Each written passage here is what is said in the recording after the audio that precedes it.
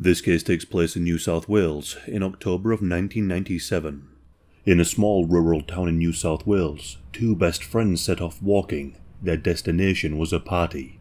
Although they never arrived, panic ensued, and what followed was an investigation which has forever haunted the small town of Bega. This video is sponsored, and a percentage will be going to a Victims of Crime charity and the rest towards a new studio. Oh hi, I didn't see that. Are you like me? Well, if you are like me, keep watching. For me personally, my sleep schedule has been absolutely diabolical, and for years I've had a massive problem with staying asleep, because usually I'll wake up 8 or 9 times every night. But for the last month or so, I've been using this. So basically how Dream works is with 4 natural ingredients: L-theanine, melatonin, reishi mushroom, and magnesium. So every night I have 1 scoop before bed of the peanut butter one, that's my favourite. And for the first time in I don't know how long, I actually sleep genuinely peacefully through the night, and I haven't done that in a long time. I either sleep all the way through the night or I'll wake up just like once. It's made a massive difference with my mood. I've got less brain fog, I'm sleeping better, and I recover way better at the gym as well. And as well as my claim, there was also a study where 93% of participants had way better sleep with Dream.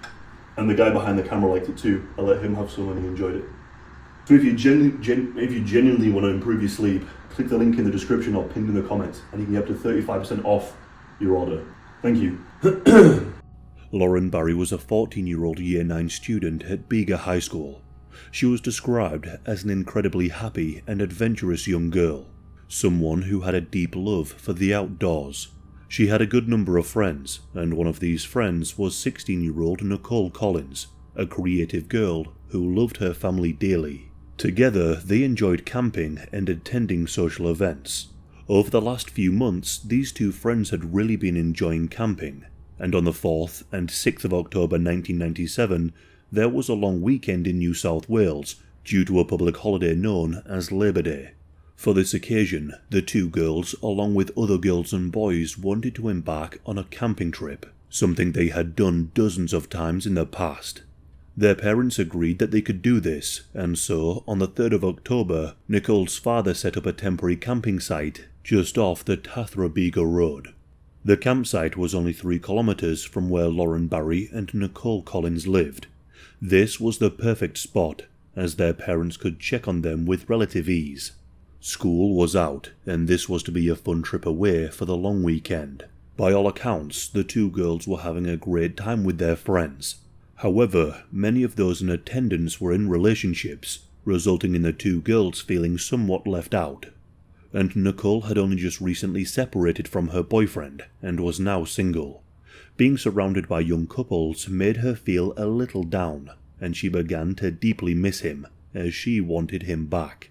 Nichole's ex-boyfriend was not at the camping trip. He was at a party not too far away, and so a thought popped into their heads. Why not go to this party and see if Nichole could rekindle their romance? Nightfall came. The campsite was remote enough that it was extremely dark. It got to the point in the night that the two girls became ever more tempted by this party. So at around 9 o'clock on the night of Sunday the 6th of October, Lauren and Nichole left their friends at the campsite and began to walk down the track to the Bega-Tathra road on their way to the party. They said bye to some of their friends, and they went on their way, taking with them a bottle of alcohol for the journey. Just 10 minutes later, Nichole's brother pulled up to the campsite in his car to see some of his friends. He had just missed out on seeing his sister and her friend. If he would have seen them, he would have given them a lift to the party in his car. The walk to the party was quite the distance. Many of their friends assumed that the pair would give up on their way and likely just stay over at Nichole's house, and that they would probably see them in the morning. But Nichole and Lauren never made it to that party, nor did they make it home. The following morning, those at the campsite began to wonder where they were. They weren't seen by anyone at the party, and friends and family had no clue as to where the two girls could be. Did they get lost? Not likely. They knew their way around the area like the back of their hand. Did they end up somewhere else on their own accord? Again, not likely. They would have informed their parents somehow as to where they were. More time passed, and it became clear that something was horribly wrong. Right away, a search was conducted. Huge efforts were made to find the girls, hoping that they were just lost somewhere out in the bush, but they were nowhere to be seen. Panic spread amongst the community as the police took over. Everywhere was searched in the area. Days passed, and there was no sign of the girls anywhere. Then there was a discovery. Clothing belonging to Lauren was found on the side of an old road. It was Lauren's shirt, and she was wearing it when she was last seen at the campsite. But something was noticed on the clothing, a seminal stain on the shirt. This wasn't just a missing persons case. This was something far more sinister. An investigation team was brought in as the police began to fear the worst. Various states were notified of the missing girls, and a task force began probing any potential people who could be involved in the disappearance of the pair. A number of suspects were questioned, but they were swiftly released as they all had alibis. More and more names were ticked off the list of suspects. The parents appealed to the media, hoping that someone would come forward, but no one did. The only information that was really gathered was that a large pink television set was found discarded on the side of a rural road, and then it was gone shortly after. However, this lead of a pink TV would prove to be far more important than initially expected. But then, one detective received a phone call from a police station in a town just near Canberra called Yass. This detective picked up the phone and spoke with another detective who had heard about the case of the missing girls. The detective explained that around 3 weeks after the girls went missing, a stolen car was searched by the police in Canberra. It was found to contain maps of the Bega area. The people who stole the car had been arrested for the crime. He gave the names of the 2 detained men, Leslie Camilleri and Lindsay Beckett. Leslie was a 27-year-old career criminal with a history of violent offences and a controlling personality. Lindsay Beckett was 23 years old and was originally from New Zealand. He also had a criminal record, but was described as someone who was easy to control and had a low IQ. He basically did what Camilleri told him to do. Between the two, they had over 220 criminal convictions, and some were rather severe. These 2 men were very, very well known to the authorities. The task force decided to bring Lindsay Beckett in for questioning. Every potential suspect needed to be ruled out, as time was very much of the essence. Lindsay was questioned by the police. He claimed that on the night that the girls went missing, he and his friend Camilleri went to a music festival and then visited Yass and Canberra, and that he knew nothing about the girls apart from what he had read in the newspaper. One of the detectives then decided to do something. He mentioned the pink TV, asking Beckett if he had any knowledge of it. Up until this point, Lindsay Beckett had been rather calm, like he was having a friendly chat with the officers. But the second the pink TV was mentioned, he changed his tune. The detectives noticed that he appeared to be more tense than just a moment ago, almost like he knew the police were onto him.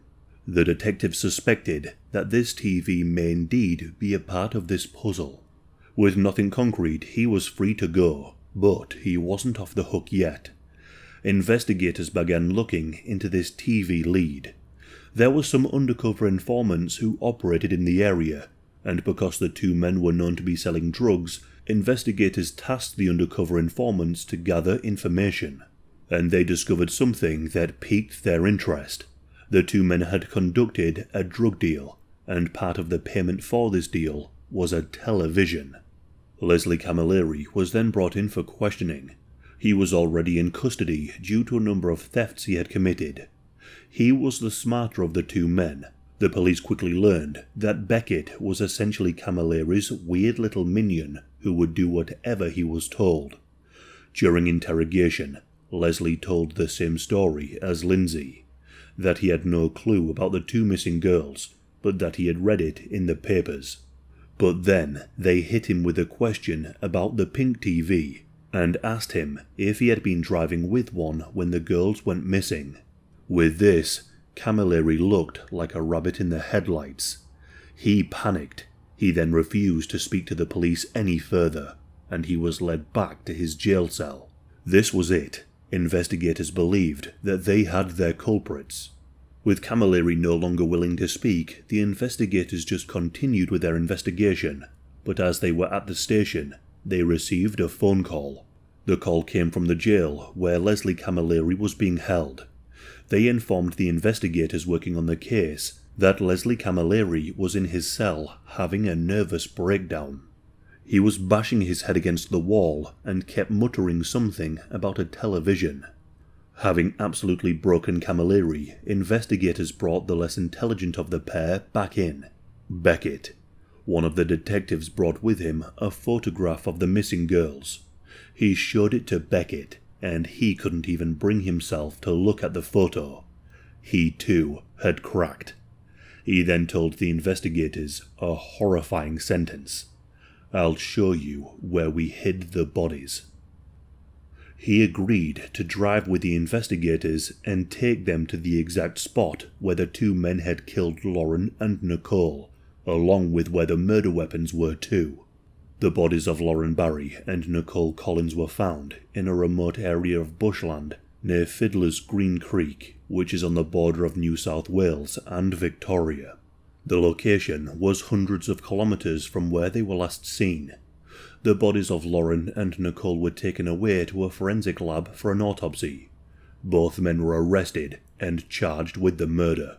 Beckett came clean, but Camilleri, he denied responsibility and tried to downplay his role, putting all of the blame on Lindsay Beckett. Investigators were able to piece together what happened that night. The girls left their friends at the campsite at 9 p.m. They walked down the dirt track on the Bega-Tathra road on their way to the party. The timing of what happened next is chilling. Leslie Camilleri was driving along that road with Beckett. As the girls emerged onto the road, they were spotted. If the girls would have spent 1 or 2 minutes longer talking to their friends, none of this would have ever happened. The two men pulled up and spoke to the two girls. One theory is that the girls got into the car on their own free will, under the promise of going to a concert in Bega. The other theory is that the men forced them both into the car.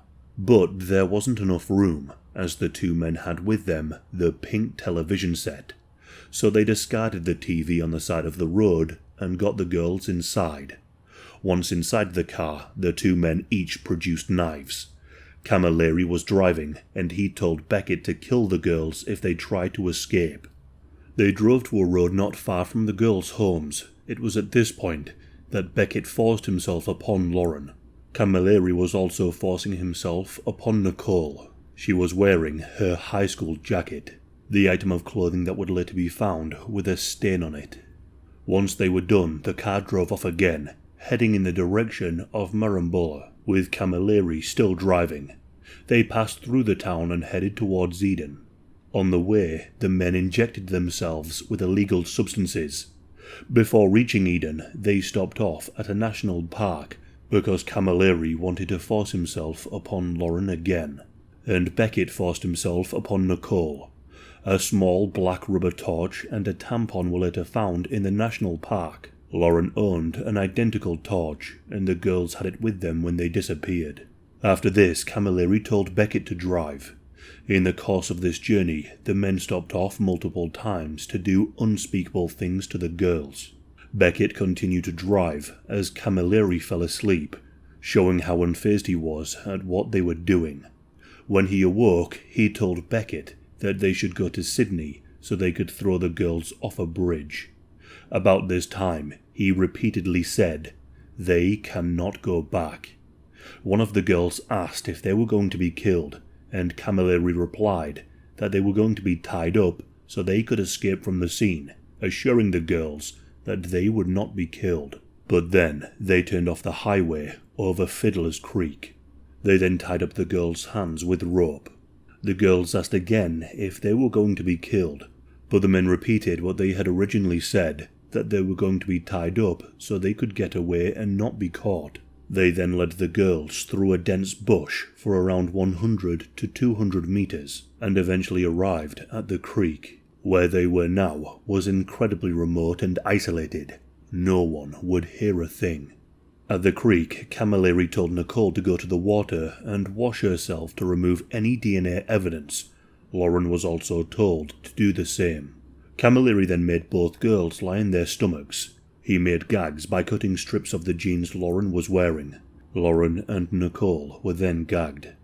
Camilleri used rope to tie Lauren's legs and pulled them behind her back, with her hands tied behind her back and a rope around her neck and mouth. Nichole was then taken and tied to a tree. Next, Camilleri pulled Beckett to a side and told him to go down and drown Lauren, and then go to the tree and kill Nichole.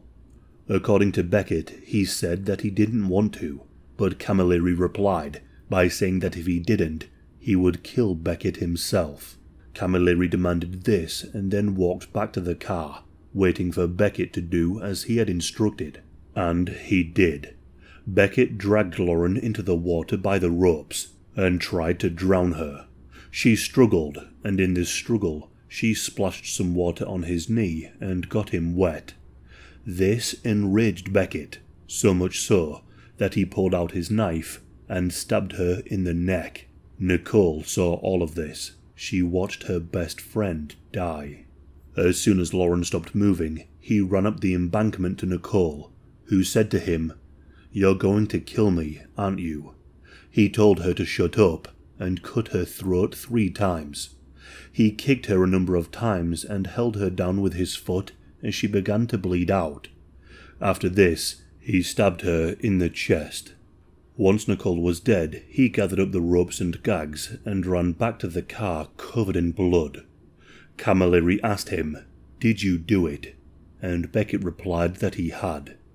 Then, Camilleri kept asking him, "Did you see the demon?"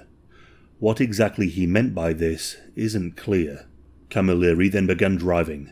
They drove to Canberra, where they burned their clothing, ropes and gags after buying some clothes from a shopping centre. They then drove to Lake Burley Griffin in Canberra and threw their 2 knives out of the car window into different parts of the lake. One of these knives was later recovered by police. They then drove back to Yass, where the 2 men lived. They took Camilleri's car to a car wash and spent 6 hours or more cleaning it thoroughly. And later they tried to retrieve the pink TV, but by the time they got there, a young couple had found it and taken it for themselves, not knowing the sinister reasons as to why it was left there on the side of the road. The couple later came forward and the TV was handed in to the police. With some clever investigatory work, they found that the TV was sold to someone in a second-hand shop and then was given to the 2 killers as payment. This serial number on the television matched records linking it to the perpetrators, more evidence linking them to the crime. And so, after they did all this, the girls were reported missing, and then some weeks later, the 2 men were arrested, and Beckett confessed. Following the discovery of the bodies and Beckett's confession, they pressed Camilleri for the same confession. However, he claimed that he had nothing to do with the murders, but said he was in the car, but he didn't do anything sinister to the girls. He claimed Beckett had injected him with all manner of illegal substances, and that because of this, he fell asleep.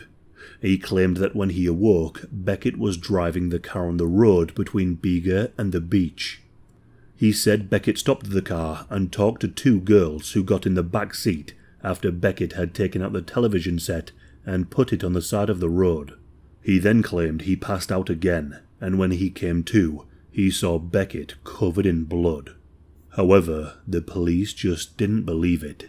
For context, Camilleri was very much the leader of the 2, to the point that when Beckett stayed over at his home, Camilleri would make him sleep outside like a dog. Beckett was a person who followed orders, capable of evil himself, but he would always follow instructions from his boss. The police knew this, but they needed more proof, and they had it. As I mentioned earlier, a jacket was found which belonged to one of the girls, and the jacket had on it a semen stain. This jacket was tested for DNA, and the DNA came back with a match to Camilleri. This was damning. He had completely lied about being asleep. Then a woman came forward. Weeks before the murders, the two men had picked up a woman in Canberra. They forced themselves upon this woman in the same manner that they had flicted upon Lauren and Nichole, taking her down similar dirt tracks. Thankfully, she was able to run away from the two men after they let her go to the toilet behind a tree. She was able to run to safety and get help as the men sped away. They picked her up off a road. They got her into the back seat.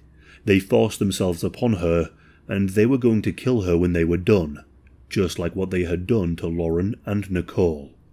These two men clearly had a modus operandi, meaning that Camilleri wasn't as innocent as he had claimed.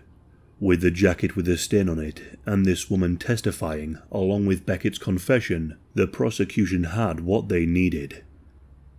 The trial would soon begin. Family and friends had to sit and listen in heartbreaking detail the horrors of what the two girls suffered that night. On the 26th of June 1998, Lindsay Beckett appeared in the Supreme Court of Victoria. Thankfully, he pleaded guilty to the murders of Lauren Barry and Nichole Collins. He was sentenced to life in prison with a non-parole period of 35 years. At the time, this was the longest non-parole period ever imposed in Victoria. Camilleri appeared in court in February of 1999, and he pleaded not guilty. The prosecution called 70 witnesses, presented DNA evidence, forensic findings, and Beckett's testimony, along with a woman from Canberra. The evidence was damning. The trial concluded on the 10th of April 1999. He was found guilty. Camilleri was sentenced to life in prison, without the possibility of parole. A fair sentence, but one that is rare in Australia. But tragically, this isn't where the story ends. In 2012, Camilleri confessed to killing another woman. Prudence Bird was a 13-year-old girl who lived in Victoria. She was born on the 26th of March 1978. She was described as a typical teenager, and she was close with her family and enjoyed life. But on the 2nd of February 1992, she disappeared from her home under extremely strange circumstances. She was last seen in her home, where she had left behind an uneaten meal and the television still on. Her disappearance remained a mystery for 20 years. But then in 2012, Leslie Camilleri confessed to the murder. There are a number of inconsistencies with his story.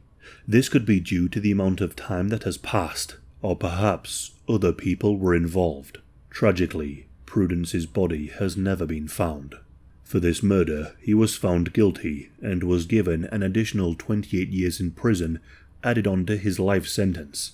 Camilleri will never be free, but Beckett will.